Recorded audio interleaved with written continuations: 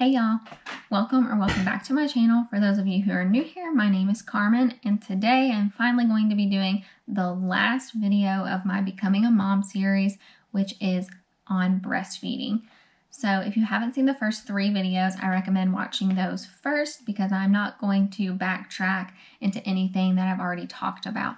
So I did infertility, I did pregnancy, and then the last one I did was my daughter's home birth. So I'm just going to pick up in the story from where I left off in the last video, and that is right after my daughter was born. This is going to be a little bit of a lengthy intro, so I'm going to try to kind of speed through it, but I do want to say some things up front before I get into this story. I am filming some other videos today, and I just want to have makeup on, so I'm going to do my makeup while I talk because it kills 2 birds with 1 stone. I have said this in another video, and people who know me know this about me, I am very much a believer that breast is best.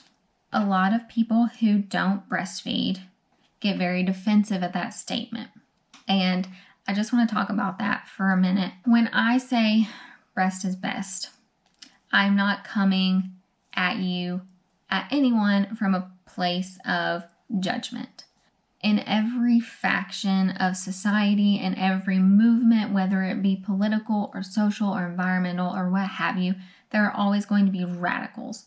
So yes, there are people who follow the best is breast movement who think that people who give their kid formulas are the worst people on the earth, that they're poisoning their baby. And I just want you all to know that most sane, normal people who believe that breast is best are not like that. They are like me.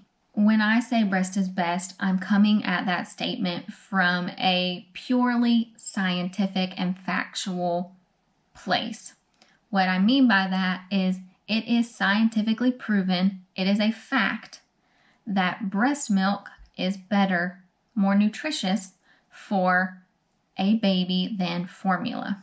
Just because breast milk is living, it can change its composition to tailor itself to your baby.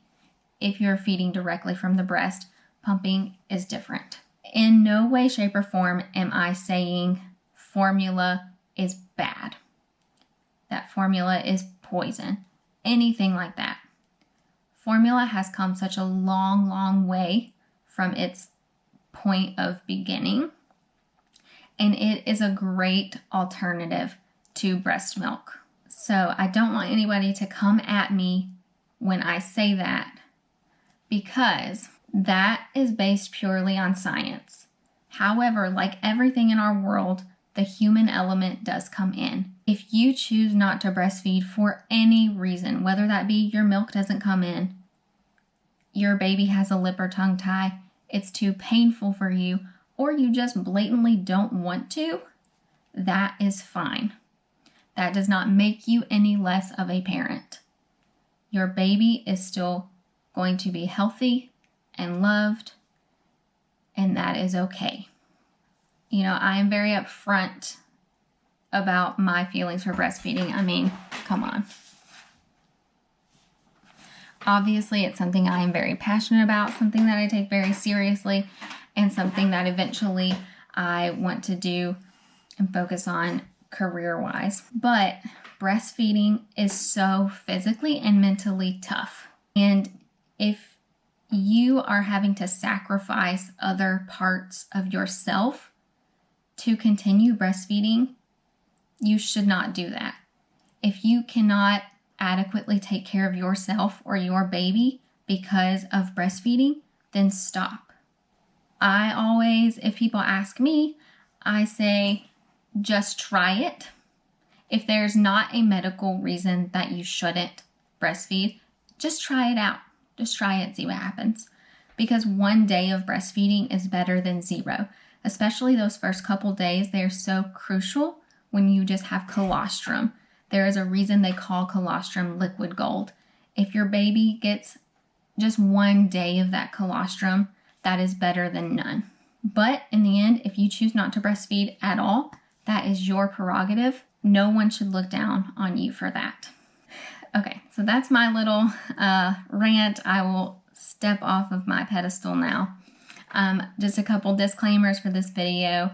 I am going to have photos of me breastfeeding sprinkled in throughout.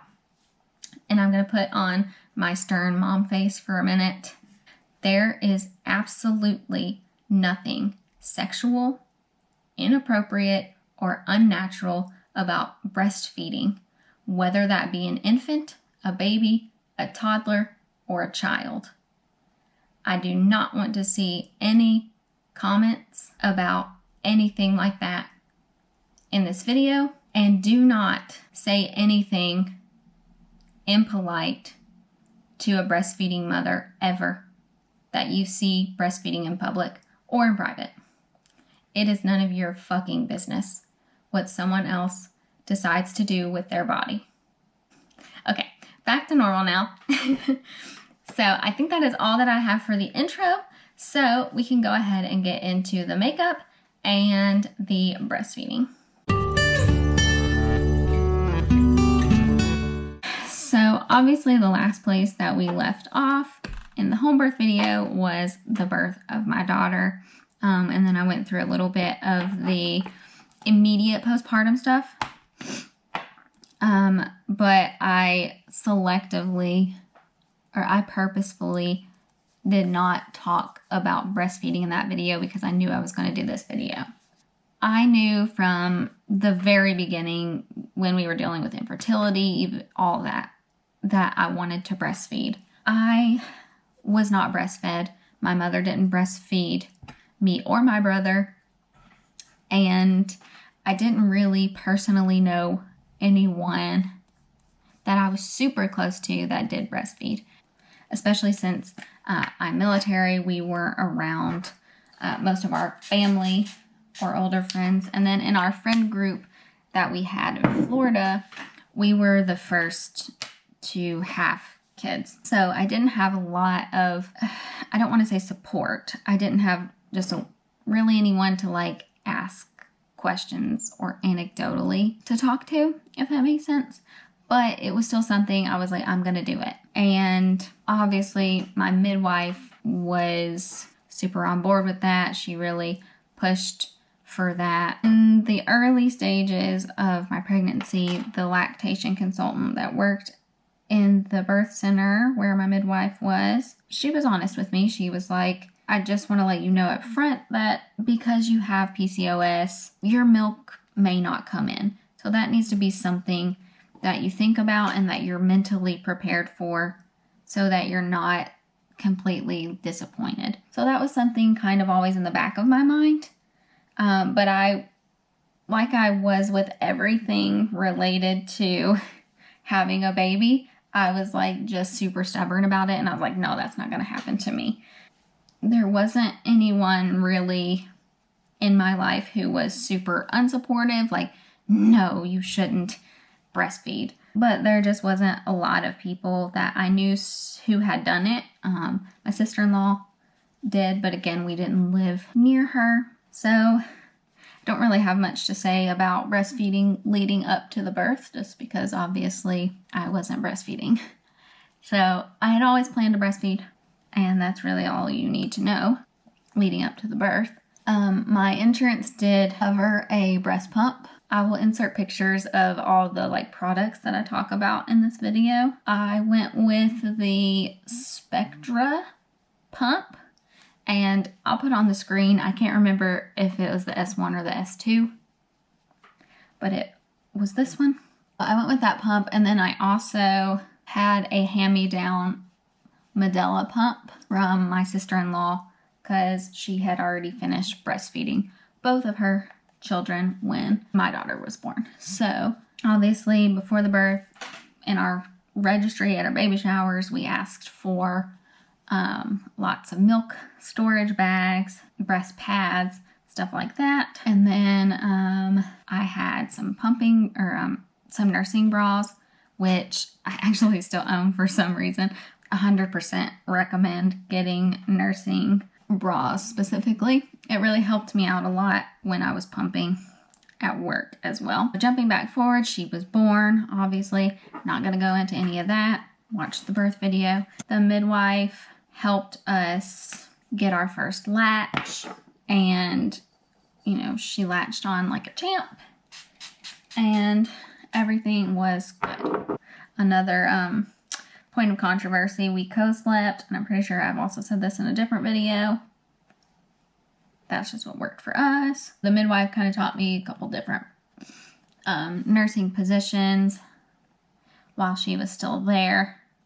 And then, you know, after a few hours, they left, and we kind of just carried on. The first like night of breastfeeding, I did not sleep at all. So obviously your breast milk doesn't come in immediately. You have colostrum for the first, I want to say it's supposed to be like 24 to 48 hours before your milk comes in. That might be a little off. So Lux was a big time cluster feeder in those first few days. And cluster feeding is not always a bad sign. Cluster feeding can be normal in certain situations, or it can signal that something is not right. So an example of where cluster feeding would be normal would be like a growth spurt. Your baby is going through a growth spurt, so they're going to want to nurse a lot. And that's basically what cluster feeding means. Your baby is nursing a lot more frequently and a lot longer than they normally do. However, I didn't really realize that she was cluster feeding because this was the very beginning of her life. She came out of the womb cluster feeding. So I didn't think anything of it. So she was nursing, she was getting the colostrum. So there was an underlying reason as to why she was cluster feeding. And then there was an underlying reason to that. But I didn't find out that second underlying reason until a year later. But basically she was cluster feeding because I had no milk, which again, like I said, was normal the first couple days. But then, you know, the third day came, still no milk. The fourth day came, still no milk. At this point, I could tell she was giving all of the normal baby cues that she was hungry. I was very adamant about not keeping any formula in the house because I wanted to breastfeed so strongly, and I was so stubborn about it that I was like, I don't want any temptation, because I know that it's going to be hard, and I don't want any temptation to be like, ugh, just make a bottle, you know? So we didn't keep any formula in the house. But at this point, we're kind of thinking like, maybe we should run to the store and get some formula because she is obviously hungry and my milk has not come in. So my midwife, the birth center, had like a little private Facebook page with a lot of the women who had birthed with her and were very much more experienced with being moms and with breastfeeding and with the whole shebang than I was. So I mentioned something about it on that Facebook group, and one of the employees, a lot of people commented back saying like, that doesn't really sound normal. Literally it was to the point that unless we were changing her diaper, she was latched onto me for 4 straight days. Sleeping, she stayed latched. All throughout the day, she stayed latched. Like, I straight up did not sleep for the first 2 days that she was born because I was just holding her while she was latched. And so I was like getting really exhausted and just irritable on top of like worrying like I'm starving my baby. One of the employees from the birth center saw the post. I'm very much I don't want to bother people with things. And it's not a good way to be. I'm not condoning that in any way. Like, I felt like maybe I was just being dramatic. And I think I talked about that a little bit in the birth story. Like, I just felt like I was being dramatic when really I wasn't. But anyway, that's just who I am as a person. The doula from the birth center saw the post and she called me. And she was like, you know, this doesn't really sound normal. I'm going to schedule you to come in tomorrow morning, first thing, because this was like later in the day, like the evening of the 4th day that after she was born. She was like, I'm going to schedule an appointment for you first thing tomorrow morning to come sit down, because the doula was also a lactation consultant. And she was like, come in, sit down, we'll check things out. We'll teach you how to do a better latch, make sure she's latching, make sure that we can hear that she's swallowing and all that stuff. So made the appointment. I woke up on the 5th day after she was born, completely engorged with milk. So it was like the universe knew that I was starting to get worried, and she was starting to get super, super hungry. If you don't know anything about breastfeeding, like, she wasn't getting nothing in that 4 days. I don't want you to think I literally didn't feed my kid for 4 days. She was still getting colostrum. However, babies' stomachs grow very rapidly in the first few days that they're born, and that's why after a couple days, colostrum isn't really sufficient for them. So yeah, maybe that wasn't the best choice to just wait, but I was so stubborn about wanting to breastfeed that it seemed okay then, but that it was starting to not get okay. But anyway, it happened. There's nothing I can do about it now. So, I called the birth center that morning and was like, hey, I have this appointment today because my milk hasn't come in, but it actually came in overnight. And she was like, just still come in. The appointment's already set. Just come in. We'll just check the latch and all that stuff still. So I came in. She was super, super helpful, like really showing me one-on-one, like with my breast and with my baby, like how to get the proper latch, how to like move the head, tilt the head, and everything. However, the other big problem I faced in the beginning was that it was extremely painful. And again, I thought I was just being dramatic. So, you know, I told her when, you know, she was seeing me for that appointment that it was painful. And, you know, her instinct is that you're just getting a shallow latch. So what that means is the baby, if you've seen like a baby with a good latch, they're not just sucking on the nipple. They have a wide mouth and they're getting like the areola and some of the breast and everything. So a shallow latch is where your baby's just latching on to like your nipple and it hurts really bad. That was a little bit of the problem. And she showed me like different techniques and different positions and stuff to help that. So I was like, okay, cool. And they tell you that breastfeeding should not hurt. And so that kind of worried me a bit because I was like, it really hurts. To the point that probably in the first 2 weeks were like the absolute worst. From like the day she was born until she was 2 weeks old, like every time she wanted to nurse, I would literally sob because that's how bad it hurt. Latching and then breastfeeding her, and she was always really like a long nurser. So she always wanted to stay latched on for like a long time, and then she would also like always she would latch on, she would drink as much as she wanted to drink, and then she would just sleep latched. That was really tough for me, and again, I thought I was being dramatic, so I just went with it, but it was super painful, and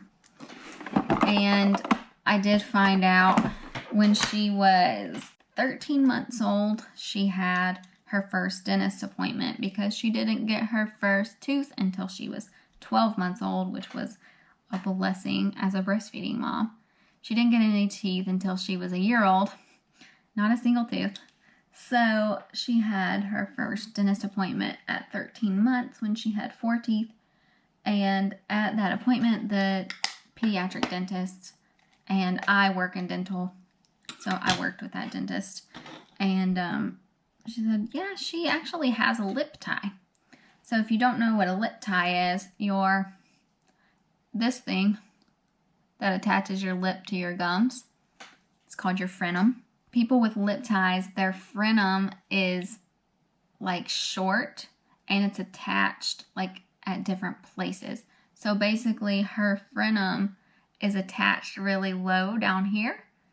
So it doesn't allow her to open, to splay her top lip out as much as breastfeeding requires. So all this time she's nursing, she's cluster feeding, she's nursing so long. It's so painful for me. And it's all because she has this lip tie. However, they did not want to do anything to surgically or laser the lip tie or anything like that, because at this point she's over a year old and we were still breastfeeding at that time. Whoops. And even though we were still breastfeeding at that time, it obviously was not a hindrance to her because she had already made it to a year old. It was just a hindrance to me. And I was like, I've already been doing it this long, you know, it's whatever. So even still today, she still has her lip tie. She's 3.5 now. The dentists basically just say one day eventually she's just going to fall hard and it's going to rip, and that's how it's going to end. And, you know, that's what usually happens. So it's not affecting her really any nowadays. She does have a slight gap in between her front teeth just because her frenum is in the way there. But once her frenum breaks, her teeth will close up. So it's not anything we're worried about these days. The first 2 weeks, again, super painful. My husband went and got me like a nipple shield, but they only had like one size in stock at the store that he went to, and I don't think it was like the right size for me. Plus I didn't really know how to use it, and I was just like, I'm the most stubborn person in the world when it comes to stuff that like I want. Looking back now, I don't know if I would have made all the same choices, but in that moment, like I was so stubborn about wanting to breastfeed that I was like, we're not doing formula. I want to be able to like breastfeed naturally. I don't want the nipple shield, like all of that. So I didn't use anything. I just cried for 2 weeks. Then honestly, like it got to the point where like I was okay with it. I was used to it. So it didn't really bother me. Like every once in a while, especially later on when she was a little older and like I started having like my normal cycle again, and at certain points in the month, like your breasts get very sensitive and tender, and so that would always be like painful when she would first like latch on. But like after she was latched and she like started suckling, everything was okay. So we just pretty much for the first few months like was just me nursing her. I just walked around either naked or with a nursing bra and underwear because it was just me and my husband and my baby. Like I needed like clothes for anyone. We didn't really go out much with her, and I was always very outspoken about breastfeeding, and I had no qualms with breastfeeding in public. So I think the very first time I ever breastfed in public was at Chick-fil-A. This is the first time I can really actually remember. We went to Chick-fil-A, and I had like a nursing cover, and I was trying to like use it, and I was like, also we lived in Florida, and I mean obviously there's air conditioning, but it was just, I was so used to just popping her on and going about my day because we were at home. I had never used a cover before. So I was like trying to navigate this cover, and also like I had to help her out quite a bit with her latch in the beginning just because of her lip tie and everything. So I was like trying to like hold this cover and like latch her, and I would have to like, but I needed 2 hands and it was just not happening, and she didn't like being covered at all. So finally I was just like, I don't care. Like took the cover off, breastfed, never breastfed with a cover ever again. If you choose to breastfeed with a cover, that's totally up to you. I didn't want to. I'm very open with my body, I guess. You know, I'm not conservative, and I didn't care. I didn't care if people looked or gave me dirty looks. Like, I didn't care. I would, like, if I saw someone looking at me, I would, like, make eye contact with them. Like, what you gonna say, bitch? But surprisingly, during the entirety of my breastfeeding journey, I only had one instance of someone, like, saying something or being rude about it, and it was, like, something that was overheard. Like, they didn't even say it to me. Like, no one ever came up to me and was like, put your boobs away or whatever. Like, yeah, I got looks here and there, but, and I'm gonna be honest, like, I was not conservative about it. Like, a lot of women who breastfeed without a cover, they'll do like the 2-shirt method. So they'll have on like a tank top and then a shirt over top. So they'll pull this shirt up and they'll pull the tank top down. So like only this much of your boob is showing and then the baby's head is there. Nah, I wore a lot of V-necks during this time. So I would have a V-neck and I would just pull it out of the top. So you're still not seeing most of the boob because, again, your baby's head is there. I did show more than I guess most people do.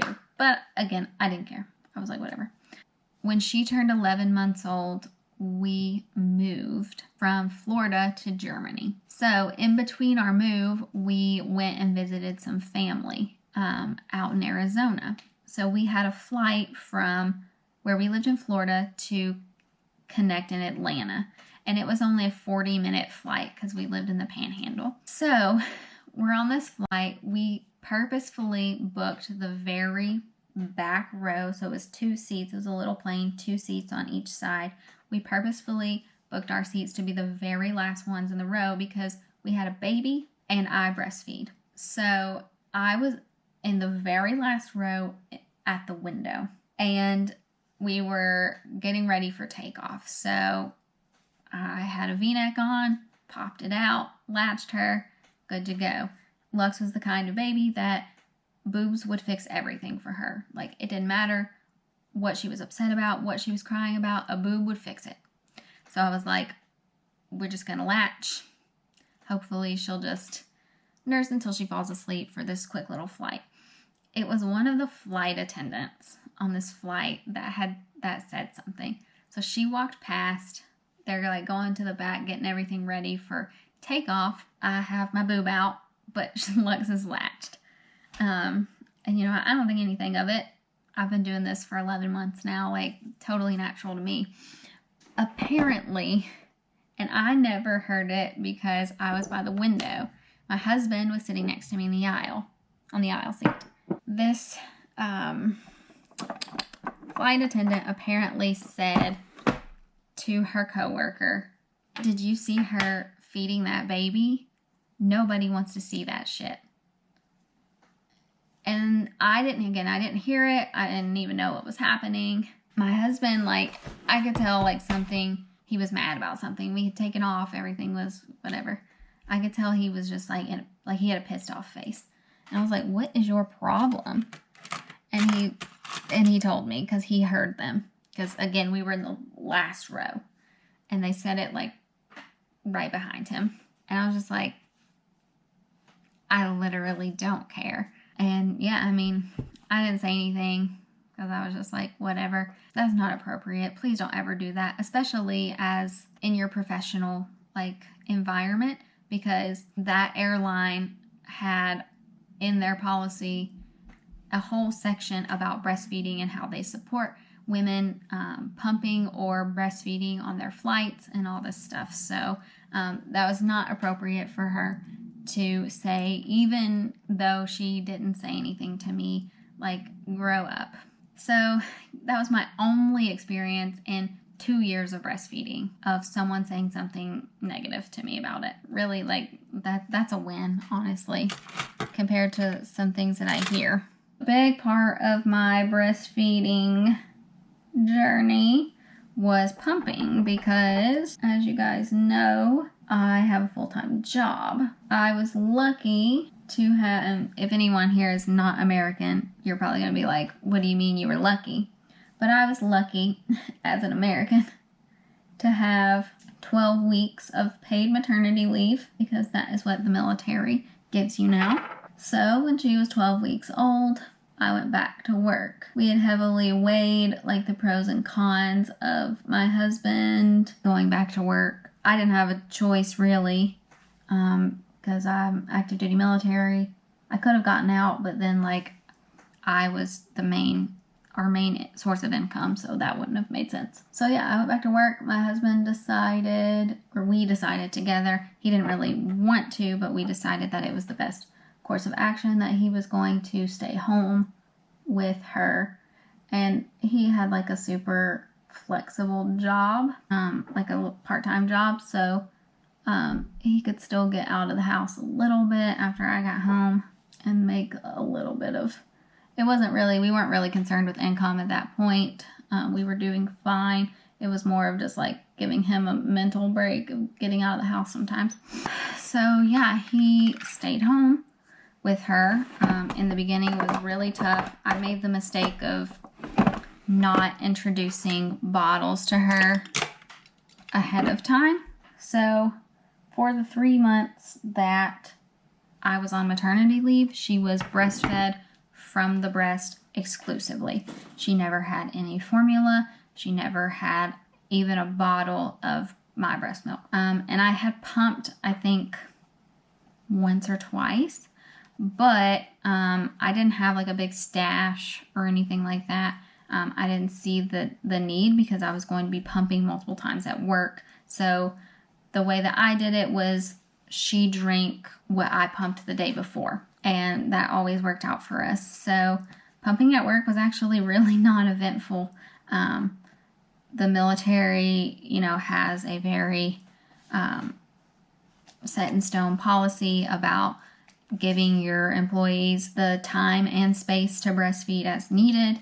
My flight leadership was super great about just letting me go whenever I felt like I needed to.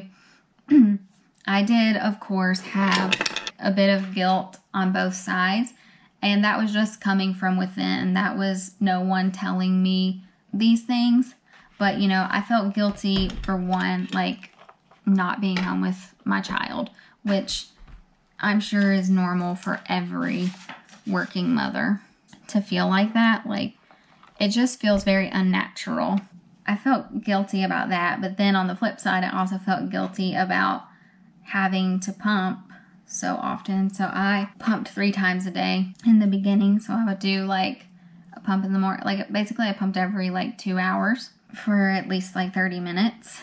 So I would pump for 30 minutes, but then of course you have to clean up. You have to wash all your parts after every single pump. So it was a long period of time, like out of every day, that I was just pumping at work. And I felt guilty, like knowing my coworkers had to pick up my slack. But again, like no one that I worked with ever said anything to me or even hinted that they felt that way. That was just me being paranoid. I was really blessed to work with great people who didn't care about that. I stored my milk in our, work fridge, and nobody had an issue with it, and, everything was hunky-dory. Yeah, like I said, pretty uneventful, like pumping at work.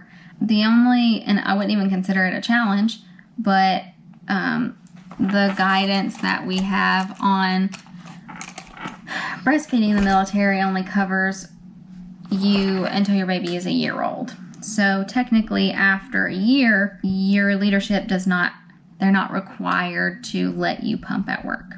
However, again, I PCS'd, so I went to a new base when she was 11 months old, and I still pumped. I breastfed for 2 years. I want to say I pumped for another probably 5 or 6 months after we moved bases. My supervisor here let me use his office during lunch. And of course, at this time, I'm producing less milk because now my daughter's eating real food. He was really great about letting me use his office during lunch because lunch was the only time I needed to pump. Then I only needed to pump once a day.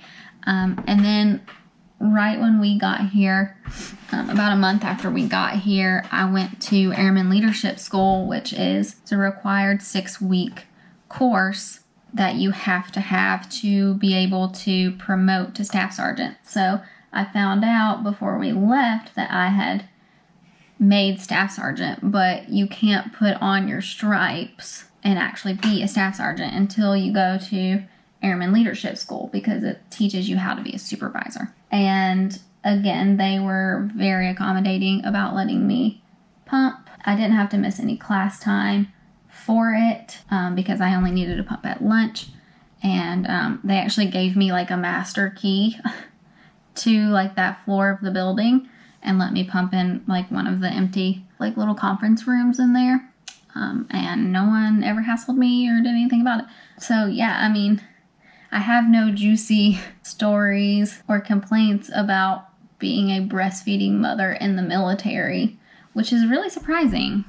Like, you would think. One time someone did walk in on me pumping, and I was pretty mad about it at the time. I mean, it was just a misunderstanding, and I didn't know the guy. He was from somewhere else. I was using this empty office to pump, and I had a, like, pumping sign on the door, because I pumped in that office all the time. And, like, the sign had fallen off and someone had thrown it away, or I lost it. I don't know. Something happened to the sign. I needed to pump, and I was just like, well, I'm just going to pump anyway. And I locked the door, and apparently someone from, like, one of the bigger agencies that we fall under was coming around to inspect, like, the air vents or some crap in every room. Well, he tried to open the door. It was locked, obviously. So he knocked, and I, like, yelled, I'm pumping. And then he said, oh, we need to come in and do like a mandatory inspection or whatever.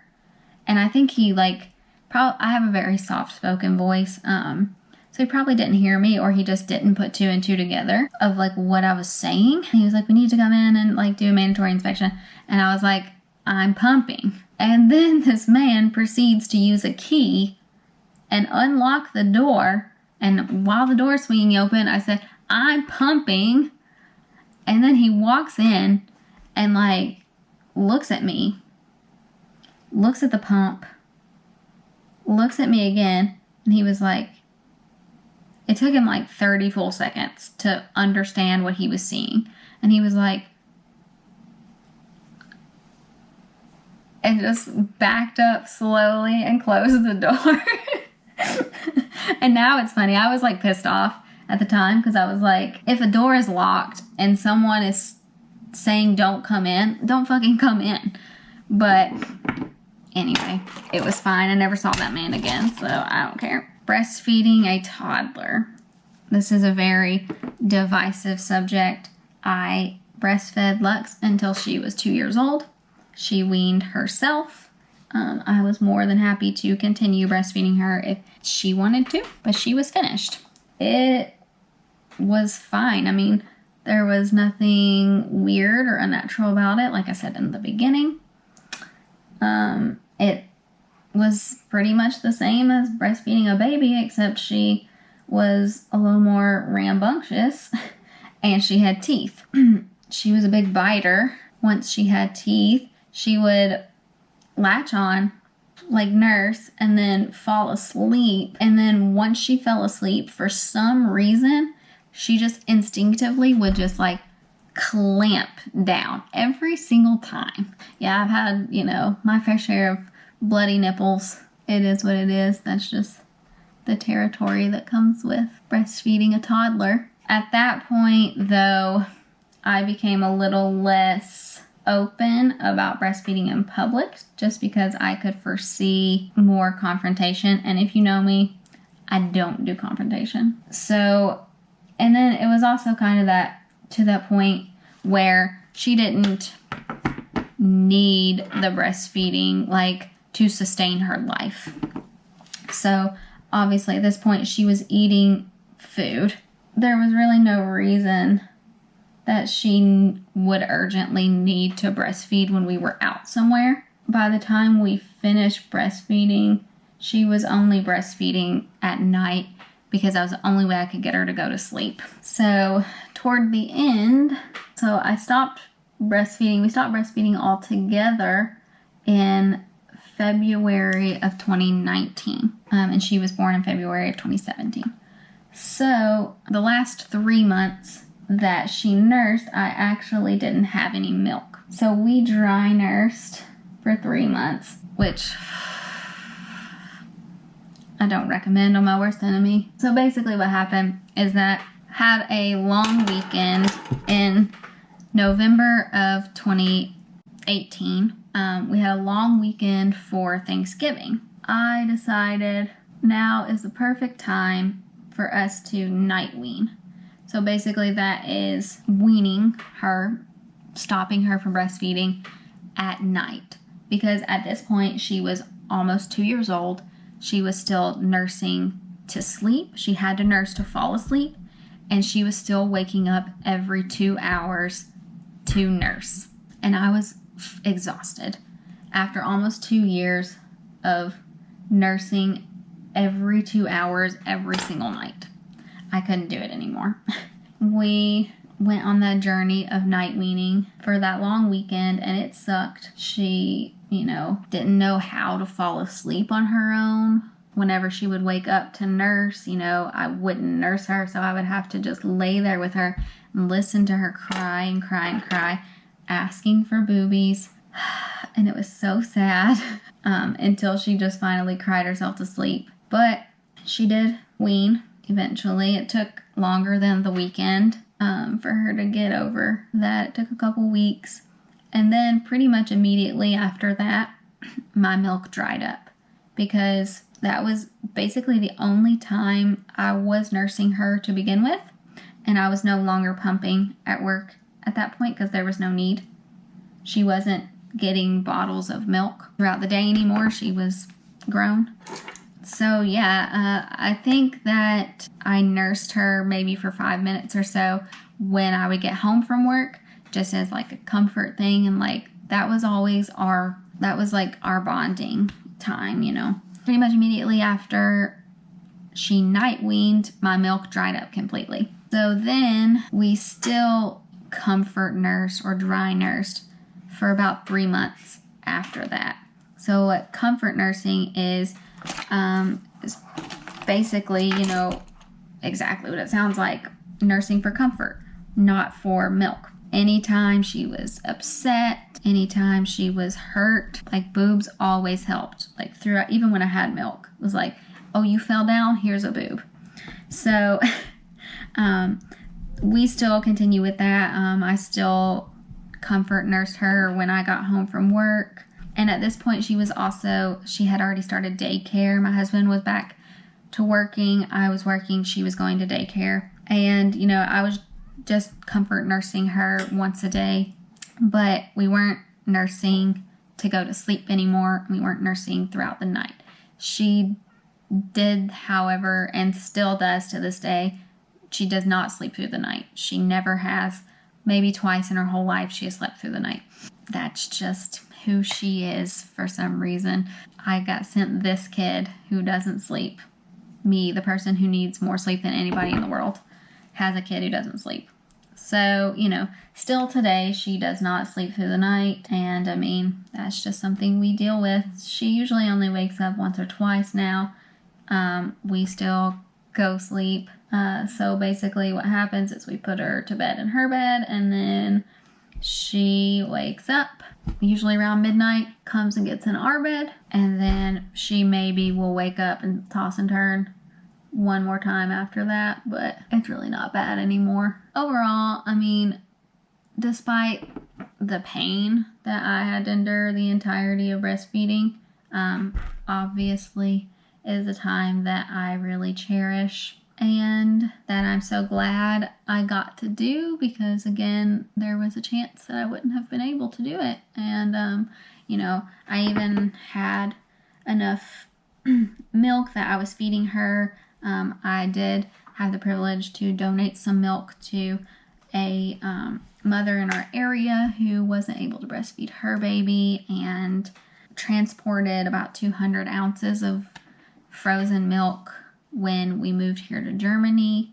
I'm really proud of being able to do that, and you know, being able to sustain her life with my body. So my body after breastfeeding, obviously my breasts are completely different than they were prior to pregnancy. And then they obviously got a little bigger in pregnancy. They got even bigger while breastfeeding, and now they're just kind of empty boob sacks. I think I've said in another video that I have considered getting implants. However, I've decided against it for now because the risk isn't worth the reward for me. I am kind of in this phase of learning to love my body more, and I'm coming to terms with my post-breastfeeding boobs now. Even though they're not my favorite thing, it is what it is. It's not like I go around like boobs out all the time anyway for people to see. Just wear bra and you can't even tell that there's anything abnormal about them. So actually that's one thing I kind of like now, is that now that I basically don't have boobs, I don't have to wear a bra. I'm not wearing a bra right now. So that's cool. I pretty much only wear a bra to work, and that's it. It's not really a point of contention for me so much anymore, especially now, over a year and a half actually after the fact.